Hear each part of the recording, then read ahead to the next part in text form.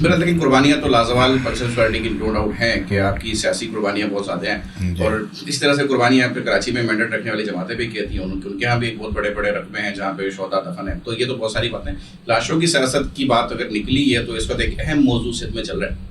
आप सूबे की हुक्मरान जमात ताल्लुक रखते हैं, सुबह सिंध में इस वक्त कैनाल्स का बहुत बड़ा एक इशू है, जिसपे बीइंग कराची आइट, बीइंग सिंधी, जो भी आप कहें, किसी भी जमान ताल्लुक रखें आप, तो मैं तो उस पर कभी भी हक में इसके नारा नहीं लगाऊंगा। मुझे कैनाल नहीं चाहिए, मुझे मेरे सूबे पानी चाहिए।